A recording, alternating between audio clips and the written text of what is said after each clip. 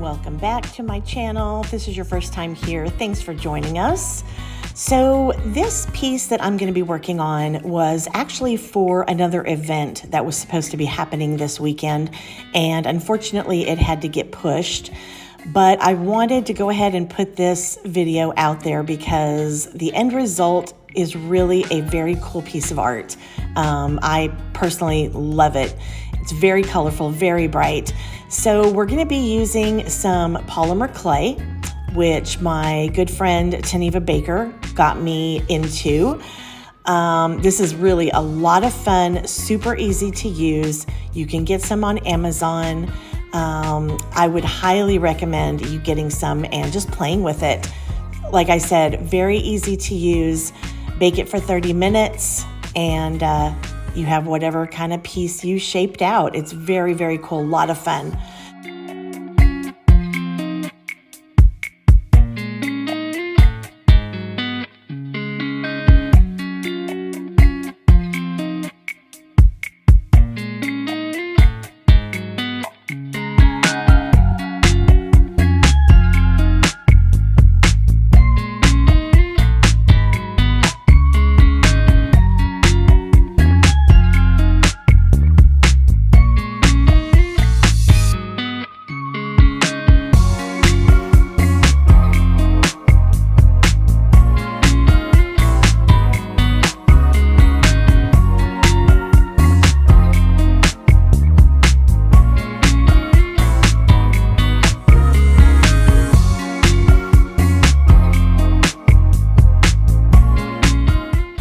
Now, once the clay is out of the oven and it's cooled down quite a bit, I generally take it outside and will spray it with a white primer. You have to remember, clay is porous. So if you try to paint the clay without priming it, it'll absorb. So you may have to use way more paint than you were anticipating. So it's a good idea to prime it first. Like I said, it's easiest just to take it outside, spray it with a white primer, let it dry, and you're ready to go. Now here I am using Wine and Roses. It's a primary element by Color Art. Gorgeous, gorgeous color. You'll see it mixed up here in just a minute. I'm using GAC 100 to mix it up in, and you'll see what a creamy, gorgeous consistency you get from mixing it with that GAC 100.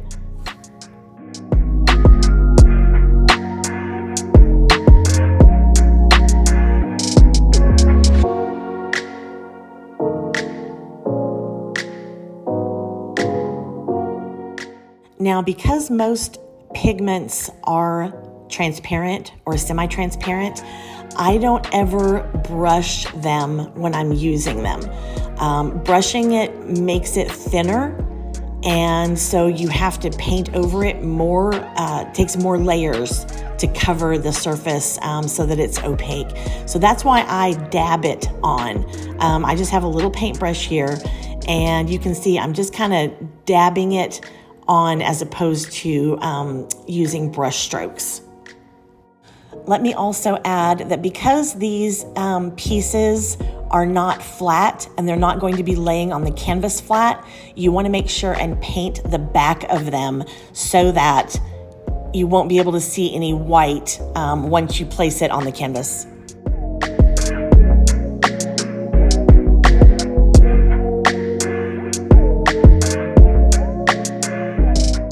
Now we're going to seal our clay pieces and give them some amazing shine with that Tri-Art liquid glass. Now you'll notice again, I am dabbing the mixture on, and you can see the red starting to show up in the cup.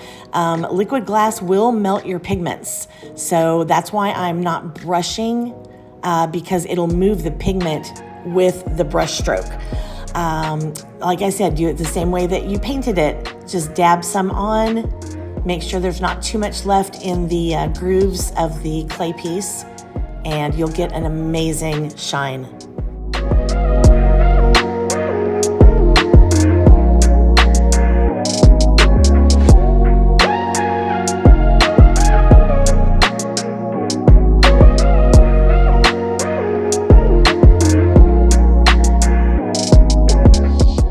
You can see on this piece that glossy shine from the liquid glass. Now, again, because the pigments are transparent or semi-transparent, along the outer edges of the clay pieces, the pigments kind of faded out just because of gravity. You'll notice that sometimes they'll do that on the edges of your canvas.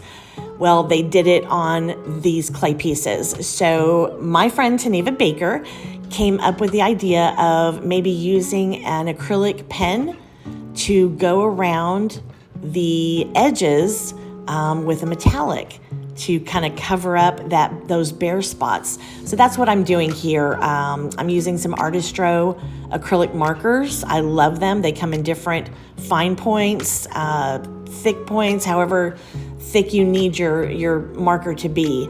And it looks really, really good outlined in gold, as you'll see here in just a minute.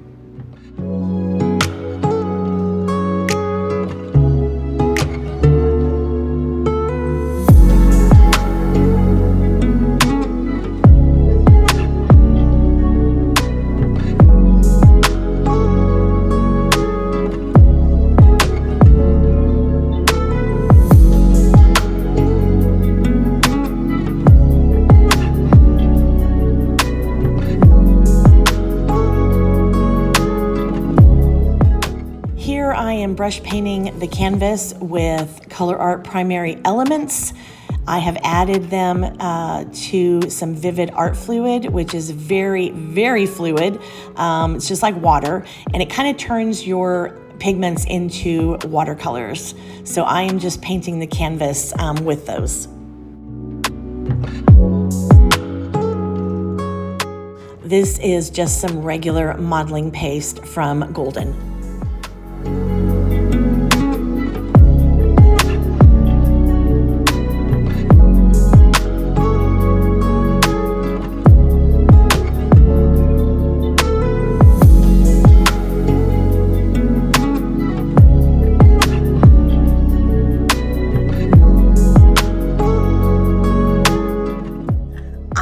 Probably could have put this modeling paste in a pastry bag and applied it that way, but I really wanted an uneven, kind of rough, jagged look to the modeling paste.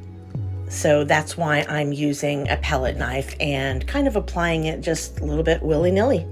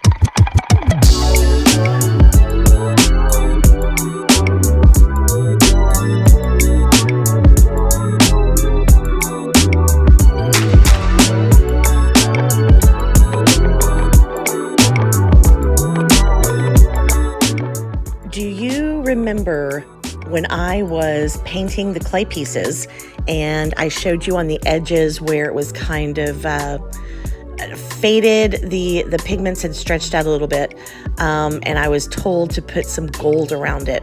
Well, that one little tidbit, putting that gold around the edges, is what gave me the idea to paint the perimeter of that opening on the modeling clay with gold, and why I painted the canvas the way that I did, because I wanted it to match how the clay pieces looked. So now I'm going through and outlining each color in gold.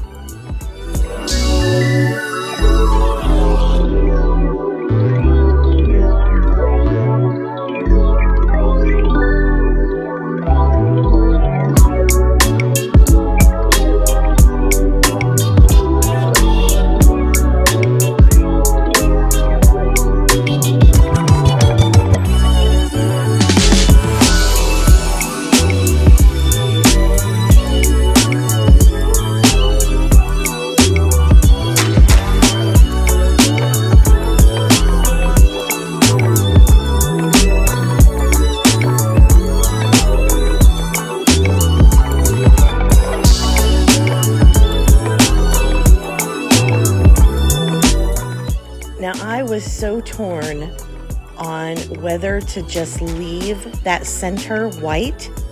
A couple of people that I showed it to really liked the white, but I wanted some kind of a sparkle in there, albeit subtle.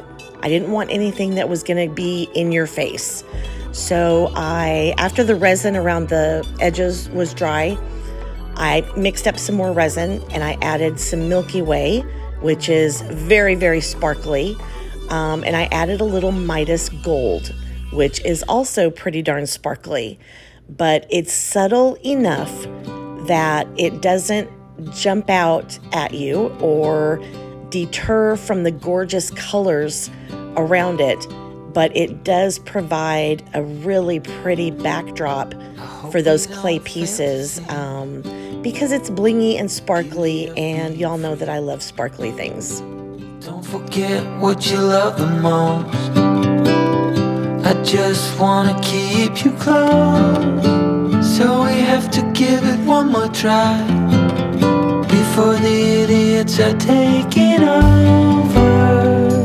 They're caught up in the race of wanting more, and we can tell one from the other.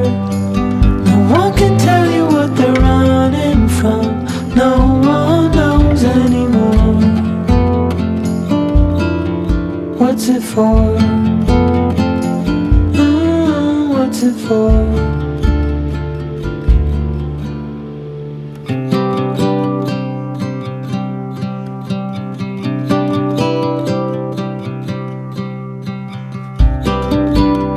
There's so much more than we've been told, way beyond what we can hold. So keep your eyes open for the things that really matter. Oh, we have to give it one more try now that the idiots are taking over. They're caught up in the race of wanting more, and we can tell one from the other. And here she is, all finished. I forgot to mention when I was pouring the resin in the middle area, I did not use any kind of adhesive on the clay pieces. I just set them down where I wanted them on the canvas, and then I poured the resin around them and let them dry in the resin.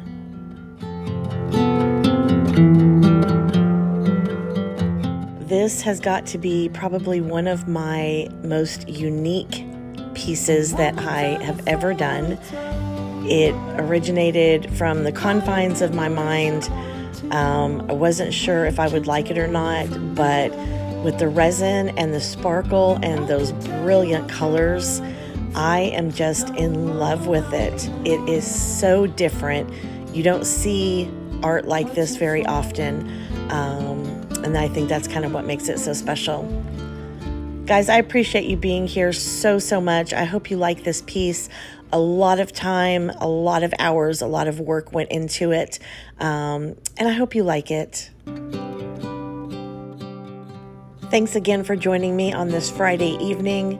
Whatever you're doing this weekend, I hope you have a lot of fun. I hope you're staying cool in this heat. Take care of each other. I'll see you on the next one.